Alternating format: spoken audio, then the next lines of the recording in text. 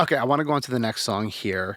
Christian French's Love Ride. Yep. I remember listening to that track when it first came out years ago. And Yep. I honestly haven't listened to it until yesterday when we were talking. We were like, oh, what other tracks should we talk about? Yep. And I forgot, like, how really cool of a track that is. It came out, almost 7 years ago now. But, what's the story behind that? And mostly I do want to talk about the guitars in that track because they're just insane and, like, really fucking cool. Cool. Yeah. We are super proud of that. Yeah. There is a video of us making it. Oh, sick. And it was the first day I met Christian. Yeah. So that's a theme.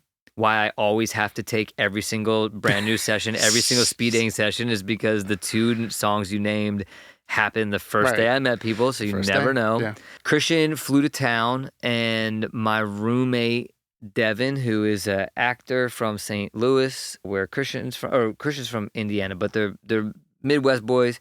He's like, oh, I gotta give this kid a shot. I'm like, whatever. Christian said, I'm gonna bring my videographer homie, and we're gonna make the whole song in 24 hours, and we're gonna film the whole thing. And at the end of 24 hours, it's just gonna be what it is. Okay. And I, at that time anyway, take that bet. I was still like touring a lot, so like pulling all-nighters was just part of the thing. And I wasn't such a good mixer that I would have said, oh no, let me have more time to mix. I was like, cool, this is going to let me off the hook at the end of it. Like whatever this is it the is. Mix, you know? Right? And I never knew he was going to become a major label artist. So I was like, yeah, great. So you mean like no matter what, we're finishing this thing, So indeed, Justin Escalona came, filmed it, kept us honest. We like set the timer. Yeah. We did it we spent all 24 hours on it. Crazy. And the guitar is woefully out of tune. But that first one, but it kind of adds to the vibe. It's sort of it sounds like you like stuff. put it through like a tape machine, and like it sounds like it was done on purpose. It was. I don't remember if we mic'd it, but we definitely just like I wrote it and we just tracked it, and we were like, well, there's no going back. Right. This is what it has to be now. And I remember what I did spend a lot of time on that I'm really proud of. That is nobody's paying attention to is the keyboard chords in the second verse have some cool ass voicings in them. And again, it was a thing where if we had time, I would have probably zoomed out, gone, oh, do these things belong? And if they do, let's put them in the first verse and like, let's sort of spread this out a little bit. But as it stands, it just was like a weird thing that happened in the second verse, and that's where it stays. Yeah.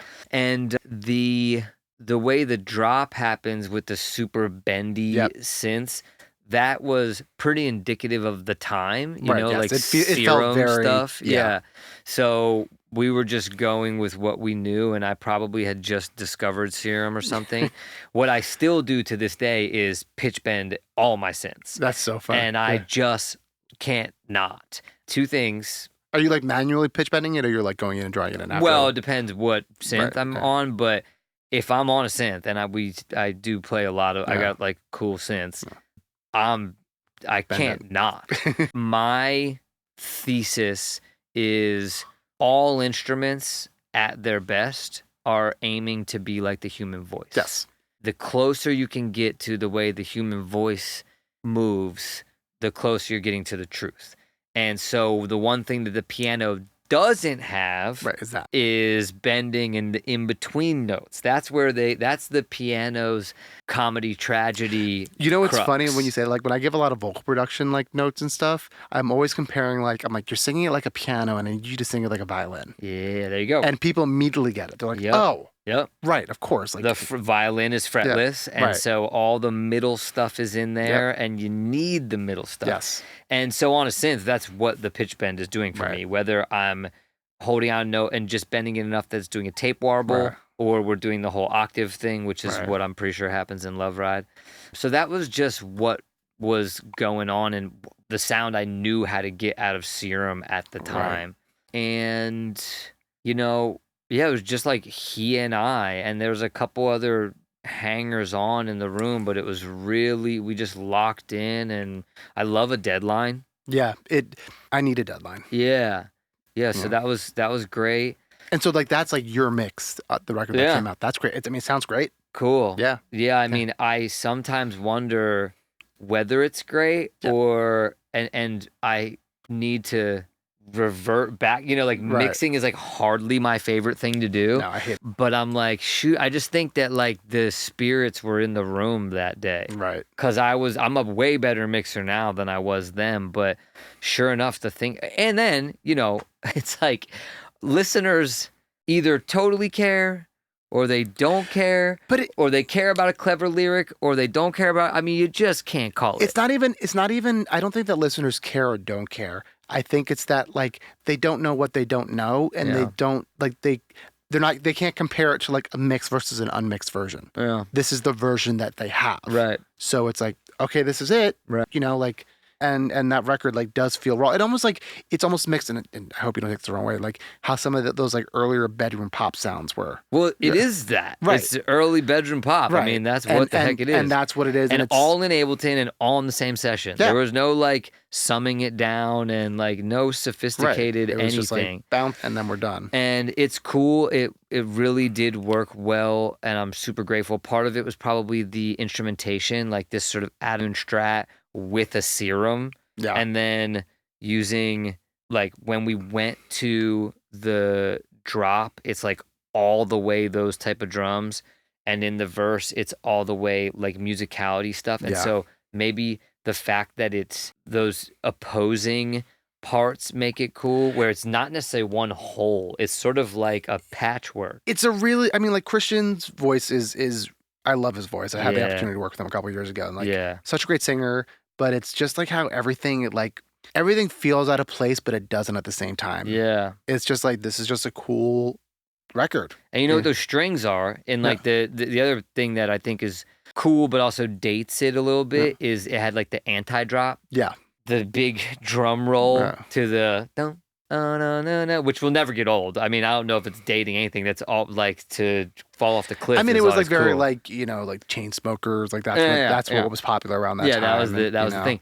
And those strings it was just like one string sample. They were audio samples. Right. That I wasn't like playing in from like a synth engine. I just like had some cello samples and then I stacked them and like just created the chords out of that. And so I think that's cool because it sounds like strings to me. It sounds like pizzicato strings to me.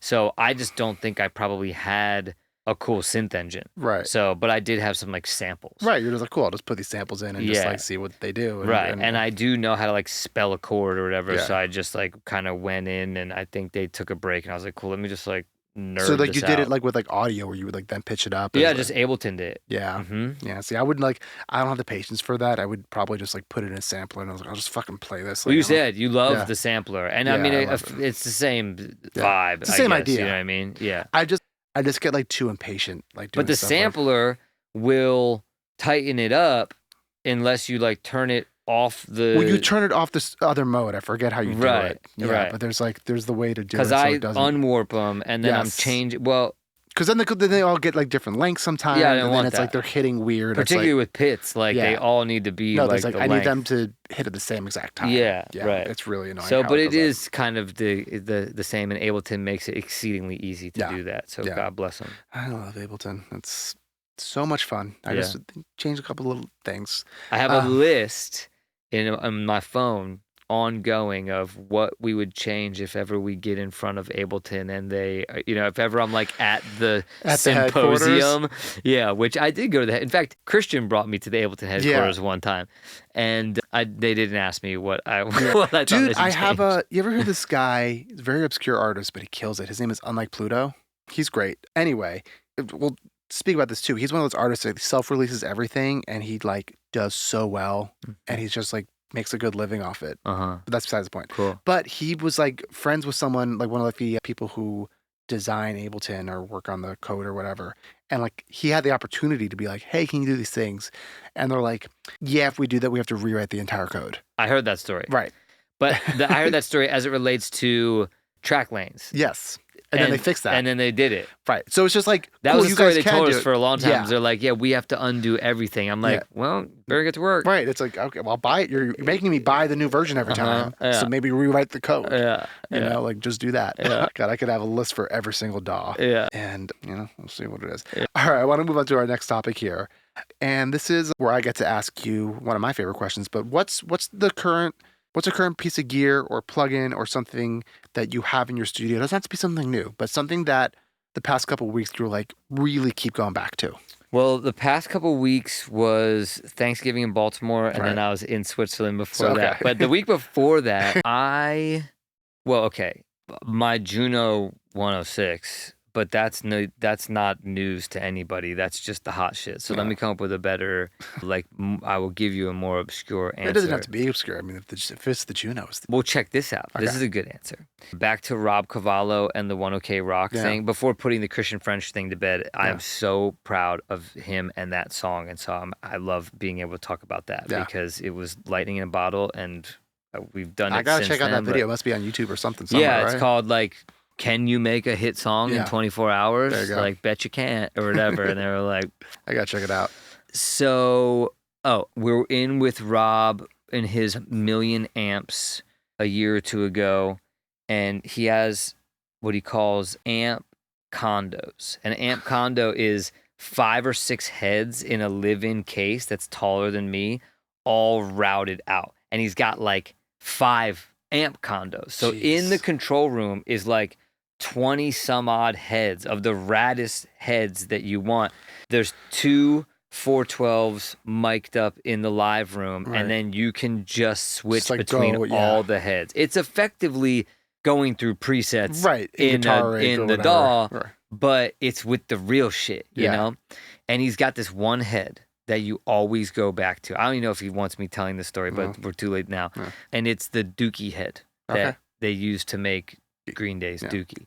And making a long story short, there's only 2 in existence. One is Rob's, one is Billy Joe's. The amp tech who modded it and made it the amp that has now been on so many records. And indeed, we kept going back to it. I mean, it's cool because it created Dookie, but it's also cool because in a room full of 1,000,000 amps, it was the one that kept on doing the thing. So he tells me and Toru, who plays guitar for 1OK, the amp tech sadly passed away.